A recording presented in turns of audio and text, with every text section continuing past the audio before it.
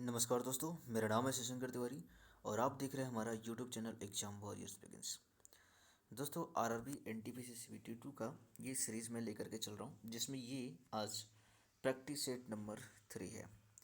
Actually Hindi को यहाँ पर पीडीएफ रीड नहीं कर पा रहा है, इसकी वजह से यहाँ पे ये नाम नहीं आया है। लेकिन ये जो सब्जेक्ट मैंने जो लिया है, आज का जो टॉपिक है हमारा, वो भारतीय राज्य व्यवस्था से संबंधित है, जैसा कि आपने थंबनेल में देख लिया होगा।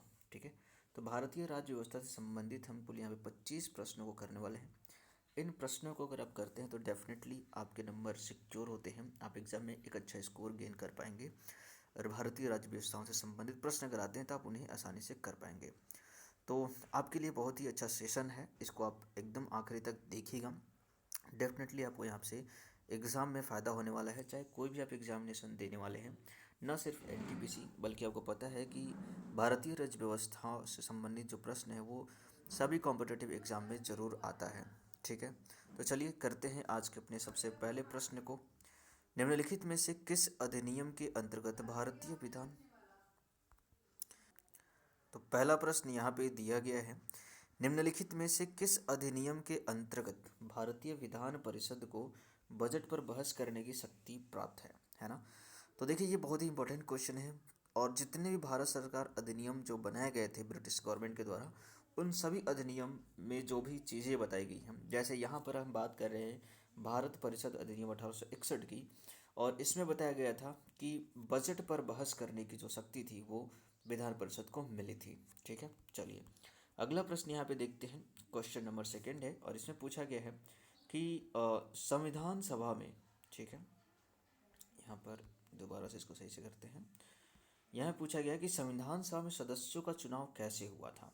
हमने देखा है कि हमारा जो संविधान सभा बना था उसमें सदस्यों का चुनाव कराया गया था, और उन सदस्यों का चुनाव जो था वो प्रांतीय विधान सभाओं के द्वारा कराया गया था। ऑप्शन नंबर 4 जो है आपका करेक्ट आंसर हो जाएगा। ठीक है, अगला प्रश्न यहाँ पे पूछा गया है कि किस वर्ष में जनगण मन को भारत के राष्ट्रगान के रूप में अपनाया गया। बहुत ही इंपॉर्टेंट क्वेश्चन है, परीक्षा में पहले भी ये कई बार पूछा जा चुका है। तो जनगण मन को भारत को राष्ट्रगान के रूप में कब अपनाया गया था, इसका आंसर आपको करना है। तो देखिए 1950 में इसे अपनाया गया था। ठीक है, चलिए अगला प्रश्न यहाँ पे देखते हैं। संविधान पांडुलेखन समिति का निम्न में से कौन सदस्य नहीं था। ठीक है, संविधान पांडुलेखन समिति का जो सदस्य नहीं थे वो थे पंडित जवाहरलाल नेहरू। इसके अलावा जो के एम मुंशी, मोहम्मद सादुल्ला, ए के अय्यर, ये लोग पांडुलिखी समिति के सदस्य थे। ठीक है, अगला प्रश्न यहाँ पे पूछा गया कि भारतीय संविधान को किसके द्वारा अपनाया गया था, यानी जो हमारा संविधान था उसको अपनाने किसके द्वारा अपनाया गया था। तो जो हमारी संविधान सभा थी उसके द्वारा इसे अपनाया गया था, क्योंकि संविधान सभा ने ही भारतीय संविधान को लिखा था और उसे अंगीकृत किया था। ठीक है, अगला प्रश्न यहाँ पे पूछा गया है कि भारत के संविधान के निर्माण में संविधान सभा को कितना समय लगा। जैसे कि आपको पता होगा कि हमारे संविधान सभा को लिखने की जो प्रक्रिया थी वो 1946 से ही शुरू हो गई थी। संविधान सभा ने इसकी प्रक्रिया संविधान लिखने की शुरू कर दी थी और इसको पूरा करने में कुल 2 साल 11 महीने 18 दिन का समय लगा था, और ये 26 नवंबर 1949 को बन करके तैयार हो गया था। ठीक है, चलिए आगे देखते हैं। अगला प्रश्न यहाँ पे पूछा गया है कि भारत शासन द्वारा राजकीय चिन्ह कब से अंगीकृत किया गया। तो राजकीय चिन्ह जैसे कि हमारे भारत का जो चिन्ह है अशोक स्तंभ है, हमारा जो राष्ट्रीय फूल है वो कमल है, राष्ट्रीय पक्षी जो है वो मोर है। तो ये सभी चिन्हों का जो इस्टेब्लिशमेंट था, अंगीकृत था, वो कब किया गया था, इसके बारे में आपको बताना है। तो देखिए, इसका जो अंगीकृत हुआ था वो 26 जनवरी 1948 को किया गया था।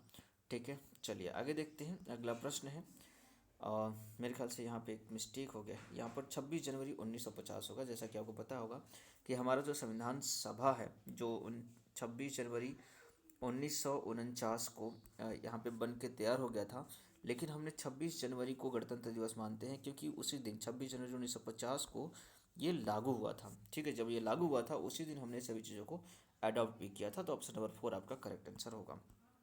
ठीक है, आगे देखते हैं। अगला प्रश्न यहाँ पे पूछा गया कि संविधान निर्मात्री परिषद की झंडा समिति के अध्यक्ष कौन थे।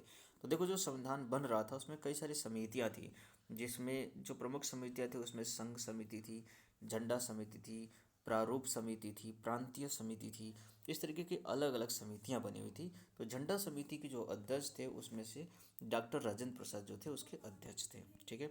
अगला प्रश्न यहाँ पे पूछा गया है कि भारत को एक संविधान देने का प्रस्ताव संविधान सभा द्वारा पारित कब किया गया था।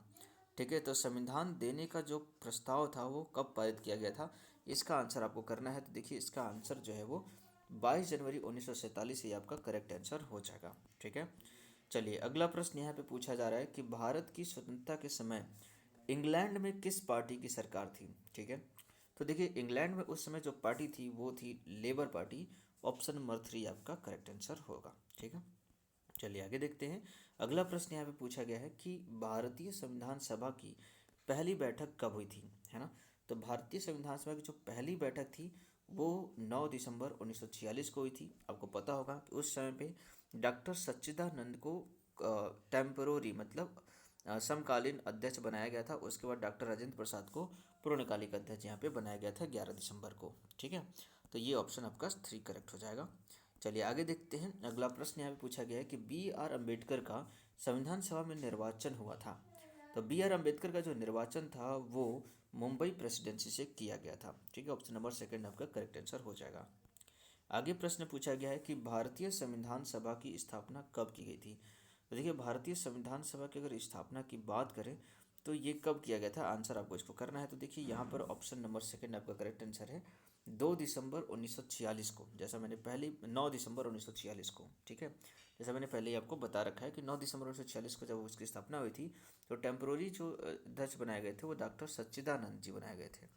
ठीक है। सच्चिदानंद जी यहाँ पे बनाए गए थे। उसके बाद राजेंद्र प्रसाद जी को परमानेंट अध्यक्ष यहाँ पे बना दिया गया था 11 दिसंबर को। ठीक है। चलिए आगे देखते हैं। अगला प्रश्न यहाँ पे पूछा जा रहा है कि भारतीय संविधान को बनाने हेतु संविधान सभा को कितने अधिवेशन हुए थे। तो देखिए यहाँ पे कुल जो अधिवेशन हुए थे, कुल अधिवेशन 12 हुए थे। ऑप्शन नंबर 3 आपका करेक्ट आंसर है। अगला प्रश्न पूछा गया है कि संविधान सभा में वयस्क मताधिकार को 15 वर्ष के लिए स्थगित करने की बात किसने कही थी। तो वयस्क मताधिकार जिसे हम एडल्ट फ्रेंचाइजी के नाम से जानते हैं, इसको 15 साल स्थगित करने की बात मौलाना आज़ाद ने करा था। ठीक है। चलिए आगे देखते हैं। आगे प्रश्न है 1935 के अधिनियम द्वारा स्थापित संघ में अवशेष शक्तियाँ, जो अवशेष शक्तियाँ होती हैं वो किसके पास होंगी, इसके बारे में क्या बताया गया है। तो देखिए अवशेष शक्तियों का उल्लेख वहाँ पे किया गया था कि वो गवर्नर जनरल के पास होगी। ठीक है। चलिए आगे देखते हैं। अगला प्रश्न है निम्नलिखित में से संविधान सभा की संघ संविधान समिति के अध्यक्ष कौन थे। जैसे मैंने आपको बताया कि संघ संविधान समिति भी बनी थी, तो इसके जो अध्यक्ष थे वो कौन थे, जवाहरलाल नेहरू थे। ऑप्शन नंबर 3 आपका करेक्ट आंसर होगा। आगे देखते हैं। आगे प्रश्न पूछा गया कि 1935 के अधिनियम के तहत कराए गए विधानसभा चुनाव में किस राज्य में कांग्रेस ने पूर्ण बहुमत नहीं प्राप्त किया था। आपको बताना है कि किस में नहीं प्राप्त किया था। देखिए 1935 का जो अधिनियम आया था वो भारतीय अधिनियम काफ़ी ज़्यादा इम्पोर्टेंट था। और आपको पता होगा कि हमारे जो भारतीय संविधान जो बना है उसमें लगभग 200 ऐसे अनुच्छेद हैं जो भारत सरकार अधिनियम 1935 से ही हूबहू ले लिए गए हैं। और आज भी हमारी जो सरकार है वो भारत सरकार अधिनियम 1935 में जो ब्रिटिश के द्वारा लागू किया गया था उसके कई सारे नियम को आज भी फॉलो करती है। इसलिए ये जो अधिनियम 1935 का है वो काफ़ी ज़्यादा इम्पोर्टेंट है। तो इस टाइम पर भी हमें जो राज्यों में चुनाव की एक व्यवस्था दी गई थी जिसके तहत कांग्रेस ने यहाँ पे बहुमत हासिल किया था, लेकिन वो बंगाल में पूर्ण बहुमत हासिल नहीं कर पाई थी। ऑप्शन नंबर 4 आपका करेक्ट आंसर होगा। अगला प्रश्न यहाँ पे पूछा गया कि किस कानून के तहत वायसराय को अपनी कार्यकारिणी के सदस्यों की संख्या में वृद्धि का अधिकार दिया गया था, है ना। तो ये जो अधिनियम था वो कौन था, 1861 का था। ठीक है। चलिए आगे देखते हैं। अगला प्रश्न यहाँ पूछा गया है कि निम्नलिखित में से कौन सा एक भारत शासन अधिनियम 1935 में स्वीकार किया हुआ महत्वपूर्ण और स्थायी अवयव नहीं है। तो 1935 में किसकी बात नहीं कही गई थी, तो आपको पता होगा कि यहाँ पर देश में लिखित संविधान की बात नहीं की गई थी। ठीक है। हालांकि मांग तो थी इसके लिए लेकिन इसको माना नहीं गया था। बाकी जो विधानमंडल के निर्वाचित और जवाबदेही तय की गई थी, प्रतिनिधि एक संघ की योजना पर विचार करेंगे और विधानमंडल के लिए सरकारी सदस्यों का समावेशित किया जाना भी इसमें शामिल था। ठीक है। चलिए आगे देखते हैं। अगला प्रश्न पूछा गया निम्नलिखित में से कौन सा कथन सत्य है। तो देखिए संयुक्त राज्य अमेरिका में सरकार की संघीय प्रणाली, ये कथन तो सत्य है। ठीक है। संघीय प्रणाली है? भारत सरकार की संघीय और एकात्मकता दोनों प्रकार की प्रणाली, ये गलत है। फ्रांस में ये सारी चीज़ें ऑप्शन गलत है। ठीक है, ऑप्शन नंबर 1 जो है आपका करेक्ट आंसर हो जाएगा। ठीक है, चलिए आगे देखते हैं। आगे प्रश्न पूछा गया है कि भारतीय संसदीय प्रणाली ब्रिटिश संसदीय प्रणाली से किस बात पर, मतलब कौन सी इनमें से कौन सी बात है जिस पर भिन्न है, यानी कि ब्रिटिश संसदीय प्रणाली अलग है भारतीय संसदीय प्रणाली से। तो देखिए यहाँ पे वास्तविक और नाम मात्र दोनों प्रकार की कार्यपालिका हैं, ये तो सही है, दोनों जगह ऐसी हैं।